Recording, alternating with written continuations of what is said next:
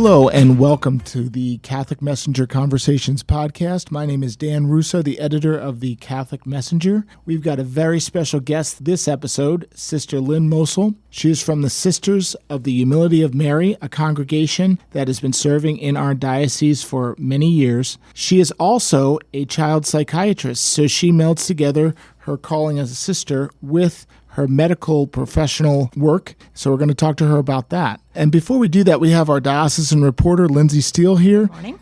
And Lindsay is going to give us a little update about what we've covered this week going on in the local Catholic community. Go ahead, Lindsay. What were we looking at today? Yeah, well, you had an exciting day this weekend. You got to see the deacon class take their next step forward in their formation when they were instituted as acolytes. So can you tell me a little bit more about what that means? That's going to be our main story for this week. Sure. So basically, there's a permanent diaconate. So there are priests. Everybody knows about priests, but there are also permanent deacons, and these people serve in ministry. It's a ministry of service, and they also serve on the altar. So there's a 6-year formation process. There was a class of 11 men that were basically instituted as acolytes, which is the last formal stage of formation before they become ordained as permanent deacons, which will happen next year. And the interesting thing about deacons is, unlike priests, they could be married, so their wives actually go through the formation with them. So they had large family presence there at the ceremony. And I was able to cover it, and they came from all different backgrounds. I talked to a gentleman who was an architect. Usually they have a job in the secular world, kind of like you, sister, but they also serve in ministry. So it's kind of bridging that gap between the spiritual world and the secular professional world. So it was a good thing to see it, and I was glad to talk to them. And so there'll be a couple stories there, one about the service itself and then about the families and what they've gone through in this process. And one story that was a lot of fun to work on that's in this week's paper is about a painting party that the parish in Melcher Dallas hosted last month. Now, the Melcher Dallas is kind of a rural community, just a little over 1,000 people, not super close to any of the major cities. So I actually grew up in a small town like that for most of my childhood. And so it was really fun kind of reminiscing those times with the woman and mom that I was talking to from there, that like in a small town like that, like you really got to get creative when it comes to finding, things to do, entertainment, and people really showed up, not just from the church, but from like the entire wider community. Like this was a real community event. People were really excited about it. Painting parties are where you've got somebody that's teaching you how to step-by-step do some kind of a basic artwork. So you had adults and some of the older kids making a design. It was a rounded cross with a little heart in the middle. And then they could bring their kids too, and their kids could do rocks. And one of the adults actually did the rocks with the kids because she said, I'm not a very good artist, but she was so impressed by what the kids did. That was a lot of fun to write. And then next week, the USCCB, the United States Conference of Catholic Bishops, is celebrating Natural Family Planning Awareness Week. It happens every year around this time, so I'll be writing about that, hopefully getting some stories from some of the teachers in this area.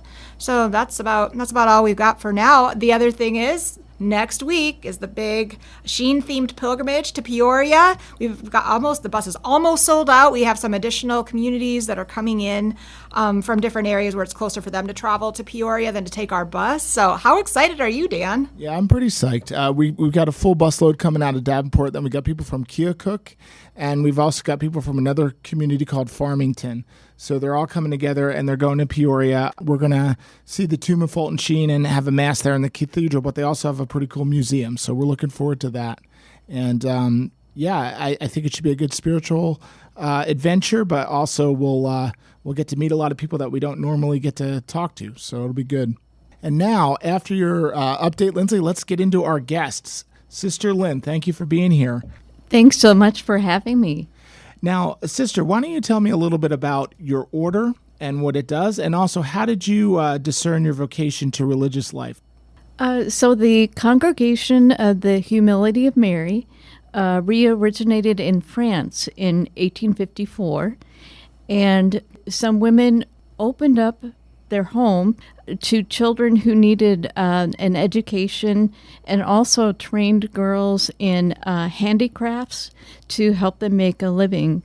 And 10 years later, the community came to the United States, and settled in Villa Maria, Pennsylvania, which is a separate Humility of Mary community today. And we branched off from them. Some sisters went initially to Missouri and then to Ottumwa, Iowa, which was the center of the community for over 100 years. And we've ministered in the Diocese of Davenport a long time, but our, if you want to say, Mother House or Humility of Mary Center has been here in Davenport since the early 1980s. And we've been involved in education and healthcare. After Vatican II was when sisters were able to branch out into a whole variety of ministries. And so today, you even though I know that from talking to you that a lot of your sisters are not in active ministry, they're older, you still are involved in ministries that help the community today. Can you talk about what you do now? And I think there was one particular event you told me about that year that's coming up that you wanted to let people know about. Yeah. One of our major ministries is Our Lady of the Prairie Retreat, which is in a beautiful setting out in the country, about 45 minutes from Davenport. And so I refer to it as OLPR. And OLPR is sponsoring an event which is actually at our Humility of Mary Center here on Central Park Avenue. But it ties in with our congregation's commitment to solidarity with immigrants. And that just has been such an important issue in recent years and definitely coming to the forefront at this time. And so this event is on Friday, August 7th, 10 a.m. to noon. And it will feature the Quad Cities Alliance for Immigrants and Refugees. And they will offer information to anyone about to help with knowledge about immigrant rights and community resources and how to respond if any encounters with authorities should come up. And from working at the Messenger, and maybe Lindsay can chime in here, I know that the sisters are involved in housing. There's a ministry for the homeless that you guys are involved in. Can you briefly talk about that as well? Sure. I believe that originated back in 1990 and began with a focus mainly on single parent families and helping them to get the resources, education to get back on their feet.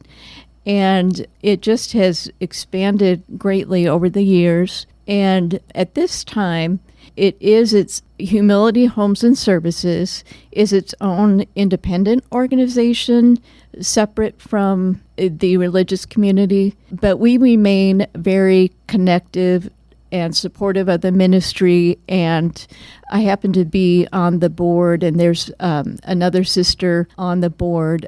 So we are just so proud of it, really, and proud of all the staff there that have carried it forward.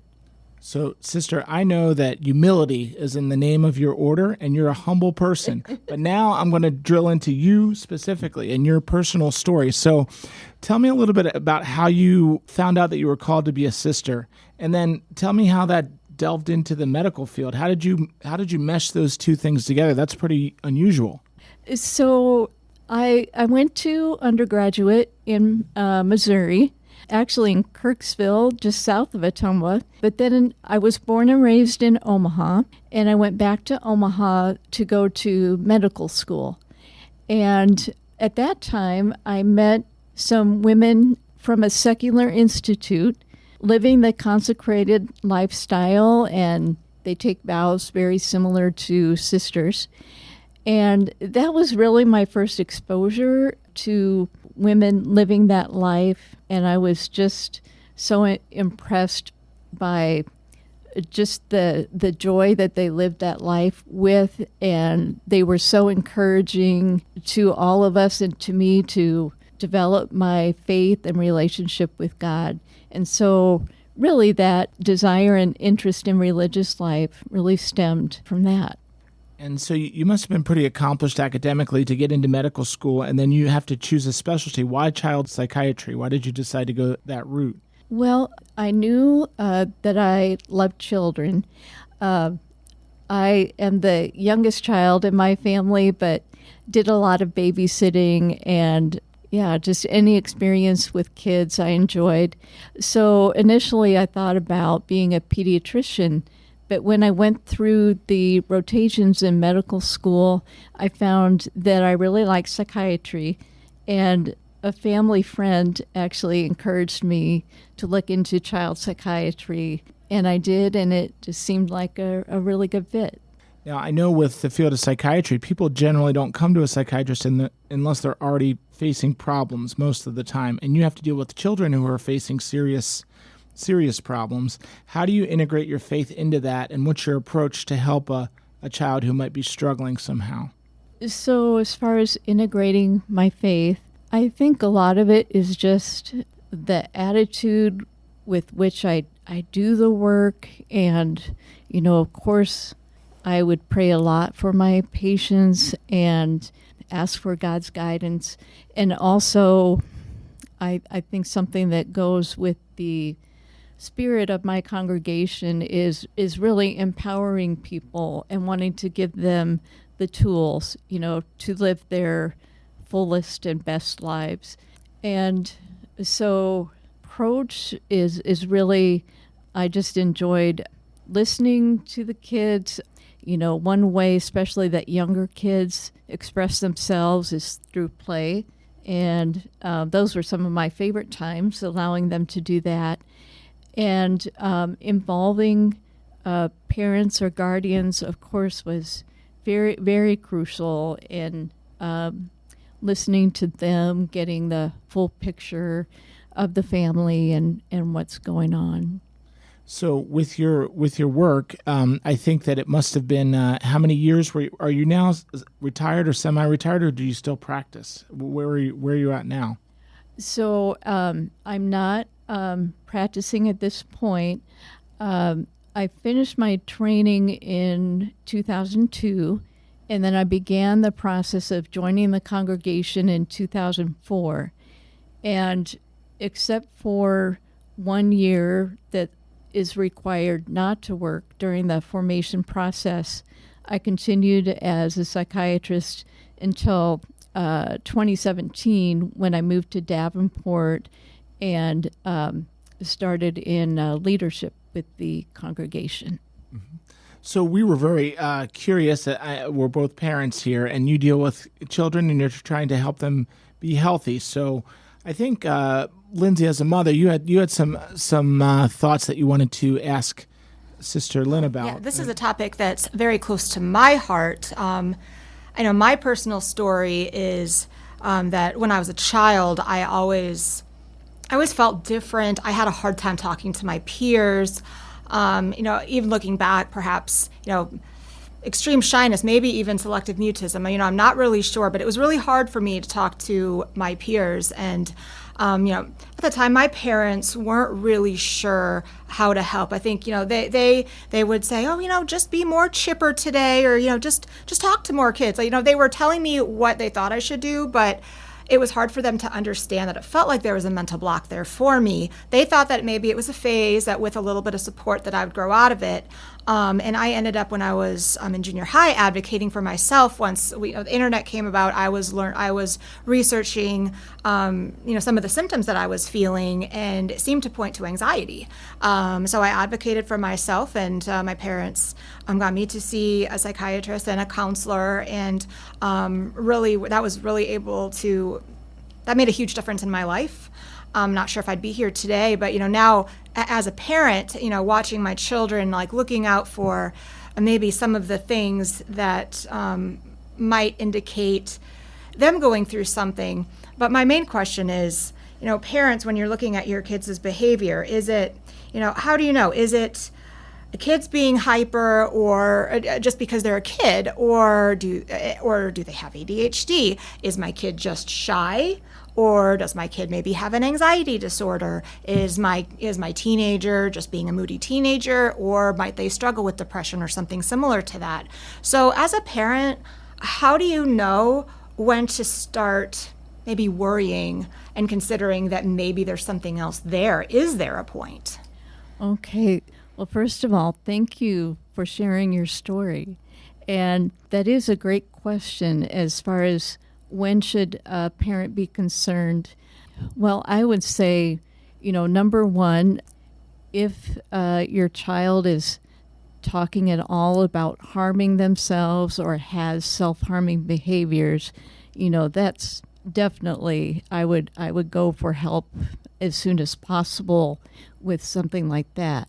Other than that, I think if you're seeing just your child changes where they're just not doing so well, it could be changes in how they're doing at school, and it could be changes in sleep or appetite or behaviors. So just if there's some kind of change that you're seeing that you're concerned about, certainly I would not hesitate to seek out help. And, that's wonderful to hear how you were able to do that. Kind of another question along those lines is that, some people believe that, mental illness is something that can be or should be prayed away, that perhaps it's a spiritual deficiency.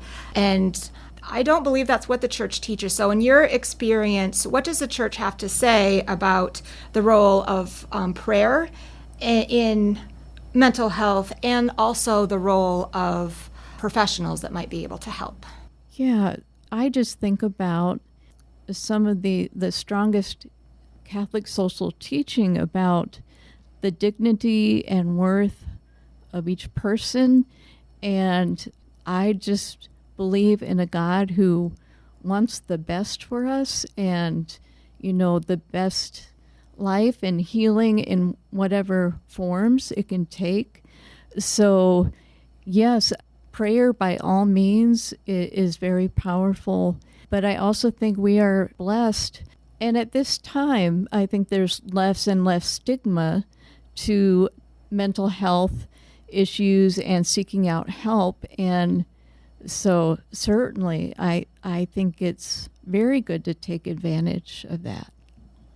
So, Sister, I would say that one of the things that we've covered in the paper not too long ago was they've given a label to this generation as the anxious generation. A lot of the younger people, there's more anxiety. Have you seen that over your time, an increase in anxiety among young people? And what are some positive tips that you've picked up to keep your mental health good and I guess progressing in a positive way? Yeah, boy, I don't envy parents. I don't envy kids growing up at this time. I mean, I'm sure there's some very positive things, but also challenges. Those who are old enough to have experienced COVID and the isolation with that, and trying to, continue school with all of that, just everything going on in our world can be very anxiety producing. And I think just having the opportunity to talk about it and, to have parents that just listen and just sit down with their kids and encourage them to talk about whatever's on their mind, that is, truly a gift. And I think other than that, just staying engaged and active, having good social opportunities and relationships. As kids get older, they get to have a variety of relationships and activities, and I think that's all really healthy. And Sister, I noticed that you've had a leadership position in your congregation, or you do, and you've also had sort of a high-stress job, I guess. What do you personally do to kind of keep yourself grounded? And we did mention prayer. Can you describe your prayer routine and how that fits into your day? And then let's say you did when you were working at the hospitals or whatever, how would you fit that in if you have to do rounds or if you have to see patients? So my prayer routine for years has been to get up and pray first thing in the morning. How early are we talking here? Like 4 a.m. or? No, not that early. 5:30. Oh, still pretty early, but Yes, but there's something to starting my day that way, experiencing the quiet, and I would say I pray in a variety of ways. Often I look at the scriptures for the day and reflect on those, or I might reflect on other spiritual readings. I actually do quite a bit of journaling, and I think that's a way can be communicating with God and just processing things happening in my life. And do you, with you coming here to, you seem to have a very calm demeanor. Is that something that you learn as a psychiatrist to project, or were you always sort of kind of laid back and sort of a peaceful air to you? What would you say? Oh, I think that's pretty much been my temperament and just who I am. Now we had another sister on earlier as a guest, and some sisters wear habits and they have a lot of different ways of dress. And with your order, it's a little bit more informal, but I do notice you have a medal that you wear. Do you think it's helpful just to wear regular, I'm not going to call it civilian clothes, but when you're relating to people, do you think that has an effect? And could you also explain some of the other distinguishing features that you have, like your medal, that let people know that you are a sister? You kind of balance both, I guess. Yeah. Well, I want to say I have great respect for sisters, who do wear the habit, and, different congregations, we have different customs, live our religious life a little bit differently. But for the Sisters of Humility of Mary, the sisters in my community came out of the habit actually pretty early on in the 60s. And I think at the very beginning, it never really was meant, the habit wasn't meant to be a big distinction from others, and really was similar to what the ordinary people may wear at that time. Mm-hmm. So that's kind of the mindset that I have with it. And then as far as the medal, our symbol is the flame. And this actually is one of our older medals, but I just started as a member of the newer leadership team. We started July 1st, and the president gifted us with these medals. And so it is nice to have some symbol of the congregation. Now, we're towards the end of our time here. I had one other question to ask you before we close, and that is, I read, and we're in the news business, so we kind of try to keep abreast of these trends, that a lot of young people, children or teenagers, are using AI or a computer to get mental health advice. And it's becoming a growing trend, and in some cases that has gone wrong. So I would just like to hear your perspective as a psychiatrist. What do you think about this trend, and can you express for us why it's probably not a good idea to maybe use a computer as a mental health counselor? Yeah, I think there just isn't a substitute for human contact and human relationships.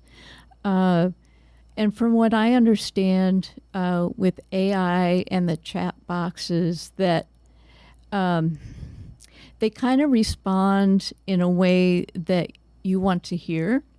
And it's nice to hear, encouraging and positive things. On the other hand, it just doesn't encourage somebody to really reflect on and solve their issues on their own. And those are skills that need to be developed. Now, is there anything else that you think people should know generally about what it's like to be a sister, the call to religious life, or just about keeping mental health in the forefront and living a good life that you've learned as both a doctor and also a sister? Any parting wisdom that you could share with us? Well, I think I want to say that it's just the reality that we're in, like just most of the congregations in the United States, the reality of the sisters aging and fewer members, just as there are fewer priests than years ago.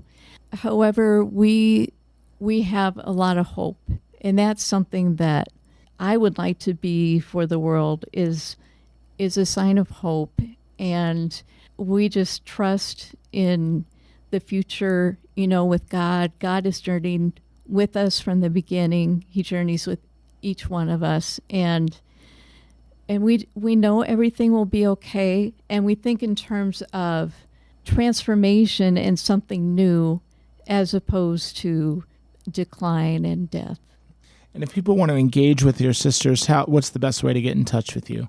So we do have a general email, sisters@chmiowa.org. Or if you'd like, you can call our main number at the Humility of Mary Center, 563-323-9466. Thank you. And if you're interested in the Catholic Messenger, please visit us online at thecatholicmessenger.net. You can find some of our stories there, and we're also on Instagram and Facebook if you search for the Catholic Messenger. I want to thank KALA and Dave Baker for helping us make this possible, and thank you, Sister Lynn, for coming in. Well, thanks for having me, and this was so enjoyable.